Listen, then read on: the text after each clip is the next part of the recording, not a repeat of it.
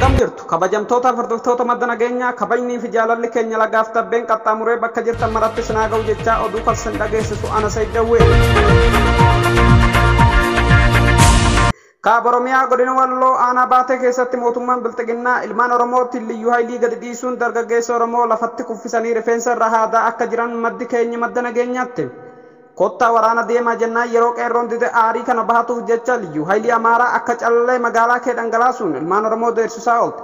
Uummanni keenya yeroo kanatti sodaa cabsee godina isaa akka diina jalaa bilisa baasuuf wal ijaaree tokkummaan ka'ee diinatti fincilee ofiif biyya isaa eeggachuu akka qaban ergaan darbe. Akkasuma aanaa Dawwaa Caffaa ganda Sooyyee Guulaa Haxura Qayee Qunnii jedhamu keessa guyyaa har'aa mootummaan Bilxiginnaa qotee bulaa Oromoo hulaarra deemuun isin shanee soortan jechuun nama 18 qabuun hidhaa jiraachuun maddi keenya madda nageenyaatti. Namoota qabaman kana keessaa kan maqaan nu ga'e Sayidaa Husseenee, Husseen Sayidaa, Khalid Husseenee, Husseen Khalid, Sayiduu Adam, Muhammad Indris Ahmedii fi Shambalee Abbeerooti. Namoonni kun qotee bulaadha. Dalagatuu malee waan siyaasaa kan hin beeknee fi Bilxiginnaan kanatti fayyadamtee jara guurtee gara lolaa erguu hin oolan jechuun maddi keenya kun sodaa qabu hima. Uummanni keenya godina isaa tokkummaan wal ta'ee diina harka baasee akka ofii wal hubachuus ergaa dabarse. Aanaa Arxummaa Fursee ganda Coqorsoo jedhamutti guyyaa kaleessaa Bilxiginnaan uummata walgahii waamtee deemaatii pilleeffa lolaa jechuu yeroo gaafatte uummanni lakki nuti lollu jechuu yeroo didan ganda Coqorsoo guutumatti isin shanee jechuun hidhattoonni gandichaa nama shan irraa qawwee hiiktee sababa kanaan namoonni hedduun baqatee akka mukatti galee jiru maddi keenya madda nageenyaatti. Achumatti kanaantu ganda Doobbii kan jedhamtu keessaa namni 8 argatanii gara Kamsee fe'anii akka jiran mirkaneeffannee jira. Obbo Girmaa Guutamaa Abbaa Cabsaa Daayireektara Miidiyaa OMN biyya keessaa kan ture waraana bilisummaa Oromootti dabalamuu odeessi gamasii beenii beeksise.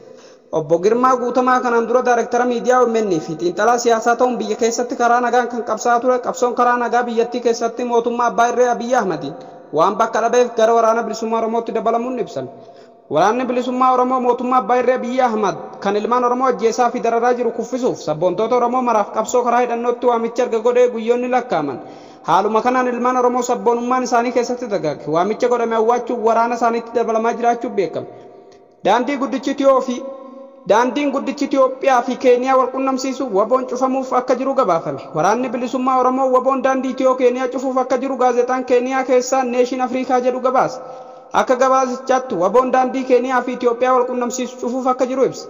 Daandiin kun bara kana kan baname yoo ta'u kunis bakka muummeen ministeera Itoophiyaa Dr. Abiyyi Ahmad itti argamanii fi pirezidaantiin Keeniyaa Uhuruun argamanitti kan eebbifame ture. Waboon haleellaa qaama mootummaa irratti adamsee gaggeessaa jiraachuu erga labsee torban lakkaamaa kan jiru magaalaalee fi aanaalee hedduu to'annaa isaa jala galchuun gabaafamaa jira. Qaamoleen mootummaa kan paartii badhaadhinaas aanaa baqatanii gara godinaatti akka baqataa jirantu gabaafame. Ergaa daawwattoota keenya kabajamoo oduu biyya keessaa kan hanga ammaa daawwattanidha. Oduu biyya alaa akka itti aanutti isiniif dhiyaata nagaan tura. Oduu biyya alaatiin hojjettoonni Afgaan biyya qabatte hokkora buufata xiyyaaraa Kabulitti kaasaniin namoonni barraaqun hedduun paaspoortii yookaan tikkeetii malee achi jiru. Jaljedhaniituma xiyyaara ni balali'a jedhanii yaadan yoo koran addunyaarraa bakka fedhan dhaquu waan danda'an isaanitti fakkaata jedhan namni BBC'n achi dubbise. Keeniyaan sababa obbolaan lamaan ajjeefamaniif poolisoota hojii irraa ariite. Jalqaba ji'a kanatti obbolaa lamaan to'annoo poolisii jala utuu jiranii erga du'anii booda qondaaltonni poolisii lama hojii irraa ari'amanii jiru. Murteen kun kan dhufe erga lammiileen Keeniyaa miidiyaa hawaasummaa gubbatti dhaaddacha Justice for Kiano Jo Koma Brothers obbolaan Kiano Jo Kaamiif haqa jechuun dheekkamsaa fi mormii isaanii dhageessisanii booda Inspektar Jeneraalli Poolisii Hilaarii Mutaayembayin akka jedhanitti ajjechaa kanaaf haqni ni kennama. Kun garuu kan ta'uu danda'u karaa seeraan yoo adeemne qofa. Obbolaan lamaan hagaya tokko irratti gara manaatti utuu galaa jiranii ture. Poolisootni hojii irraa dhorkaman kun lamaan qajeelfama dhorkii sochii sababa koronaavaayirasiin kaa'ame eegsisuuf jecha to'annoo jala kan isaan oolchan. Poolisootni lamaan hojii irraa dhorkamuu isaanii kan beeksise wiixata Tiwiiterii gubbatti ture. Obbolaan lamaan ganna 22 fi 19 hagaya 3 awwaalaman. Egaa hordoftoota keenya oduulee biyya keessa fi biyya alaa kan isin biraan gahaa ture. Anu Marsabaatii fi Sayyidawweeti gama ogummaa teeknikaa fi editeriin kan nufaana ture Muhee Callaadha. Oduessa birootiin hanga walitti deebinutti horaa bulaa deebana.